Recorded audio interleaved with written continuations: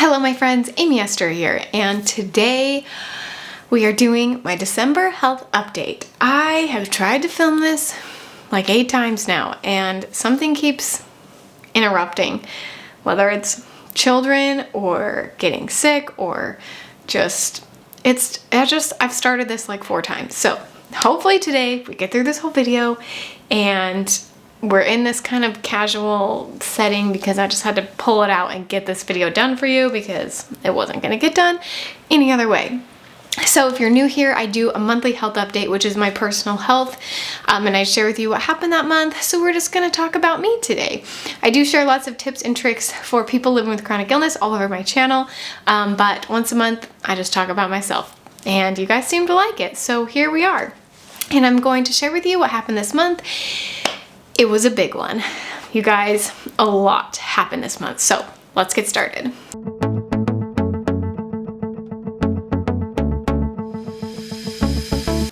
So first, this kind of massive thing happened that I'm not even gonna tell you yet because we're not quite ready, but a thing happened, or I guess it's happening. Yeah, something big is happening / happened and is coming, and it's life-changing and it's crazy because my life is crazy. That's why this video has taken me so long to get done, even though it's going out on the same day. You guys won't even notice. I tried to do this like a couple days ago, and now it is the day before I'm posting this video. Usually I like to be a few days ahead because I never know how I'm gonna feel, and that's the only way I can get out consistent content, is to make sure I'm always ahead. But yeah, anyway, here we are. But a big thing happened and my life is crazy and it's hard to think about anything else right now, but I'm gonna try to focus on this right now. I will share that with you soon, just not today. So another big thing that happened is I made this connection for my migraine pain that I never thought of before. So little backstory real fast is that I have been getting migraines since I was in high school, and they just, like, every year they've just gotten worse. And as the rest of my chronic illnesses developed about 5 years ago, my migraines just kept getting worse, and then through my pregnancies they got worse, and yeah, they're just really bad right now. So I had someone recommend an upper cervical chiropractor for not only my migraines but all of my chronic illnesses. And I actually saw him about 3 or 4 years ago. Before I got pregnant with my daughter, I saw him and he said, your feet are misaligned, or I guess when I lay down, one of my feet sticks out farther than the other. And he said, it's probably that one of the bones in the upper neck are like misaligned, and it basically causes the rest of my body to be like not quite aligned how it should be. And so he specializes in the top 2 bones on, I think it's the top 2. Upper cervical chiropractor specializes in the top section of your spine, which is so complex that they have to specialize in just that part. And there's not very many. In fact, mine is an hour away from my house, and so it's a big trip to get to. But I went there once, and at that time, I went there like 4 years ago, right? And at that time, I had gone to so many doctors at that point. I had so many people say, oh, this is gonna be your fix, this is gonna be your fix. And then I tried stuff and it wouldn't work. I tried just all the things, if you heard my story. And nothing was working. We spent an insane amount of money on going to doctors and having them give me no results. And at that point, I was just frustrated, and I just, even though it seemed like something that possibly could help me, I didn't want to put more money into it. We were just kind of broke at the time, to be honest. And I was a little mentally exhausted from trying so many different things, because I'd been trying things for years. Like, it'd been like two years, I think, of just like constantly going to doctors. So we decided to take a break. Long stories, ended up getting pregnant, having a baby, getting pregnant again, having another baby. And of course some miscarriages and all the things along the way, and all the chronic illnesses along the way. But I didn't go obviously when I was pregnant, and then I got pregnant again shortly after I stopped breastfeeding my daughter, and then here we are. I am now 4 months postpartum with my son, and I decided, you know what?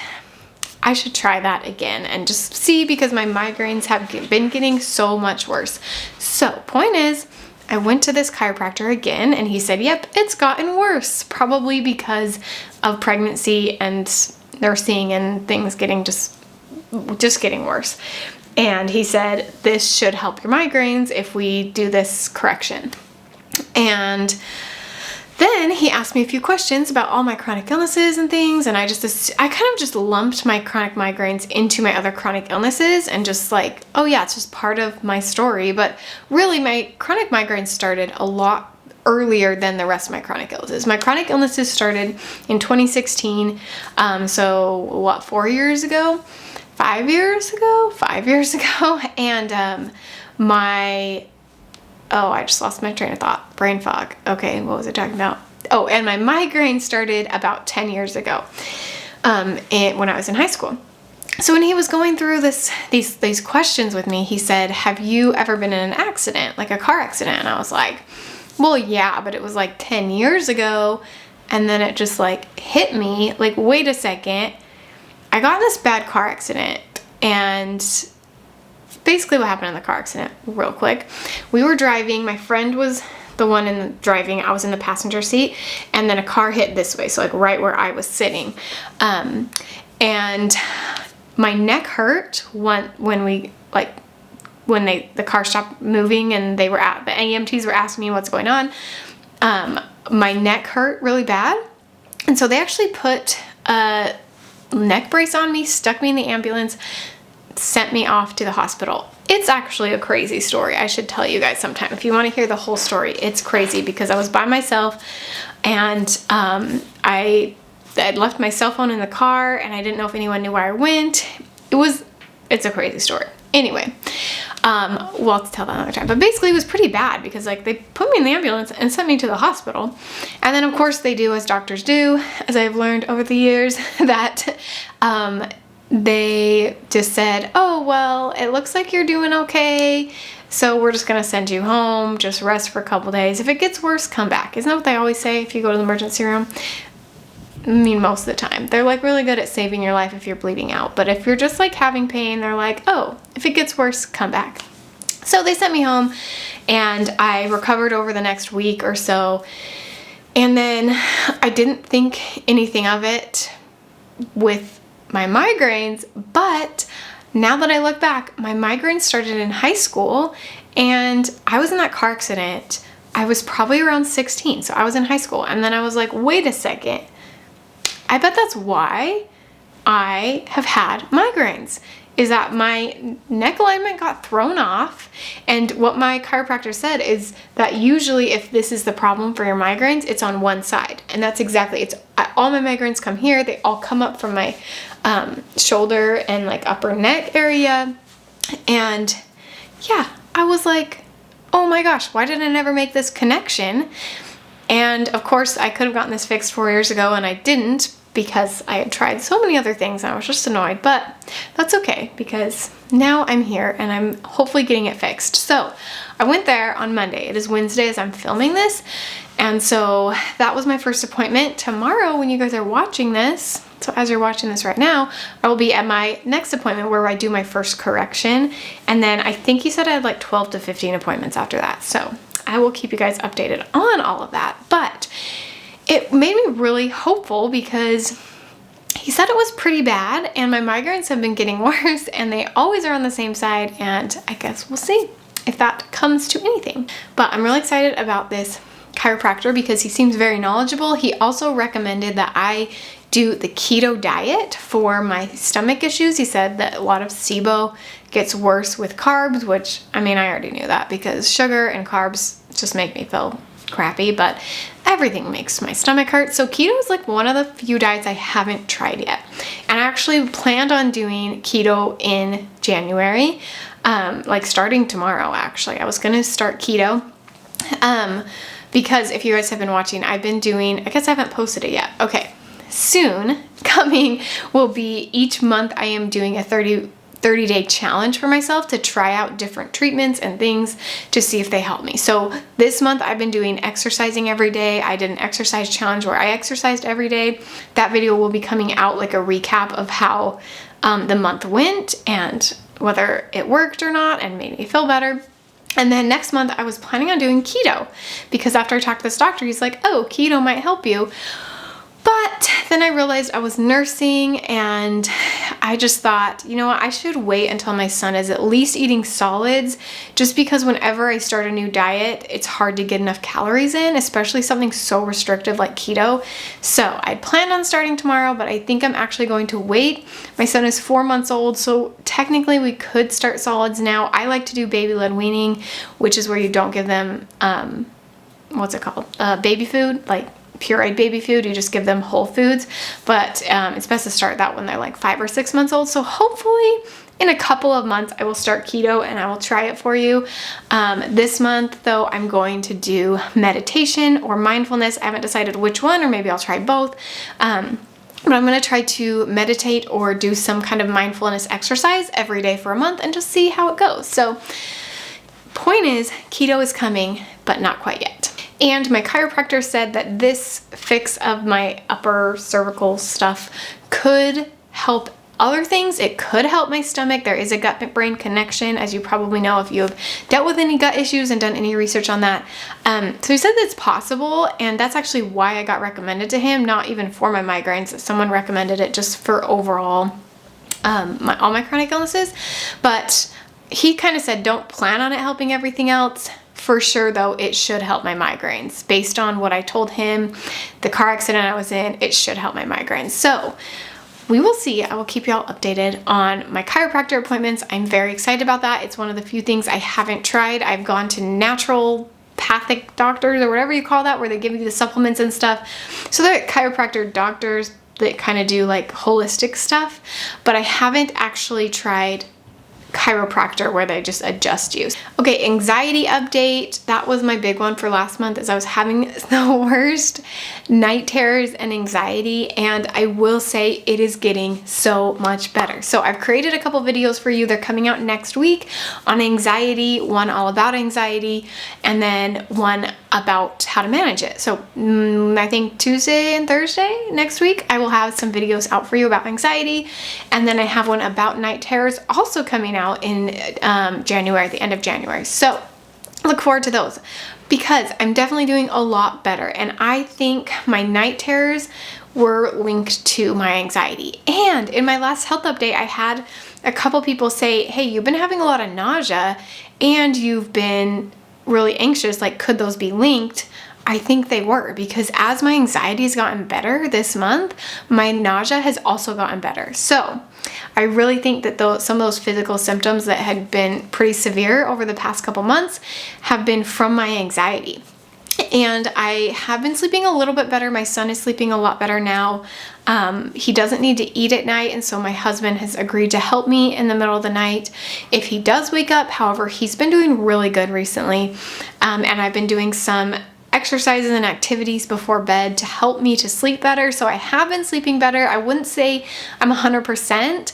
I'm trying to wake up earlier. I think that will be my next 30-day challenge in February. Most likely is to wake up at 5 a.m. every day, or maybe I'll do that this month. You guys let me know. Should I do mindfulness month, or should I do waking up early month? Because that's another thing that I've thought about doing for my 30-day challenge.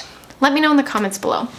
But either way, my sleep has gotten better.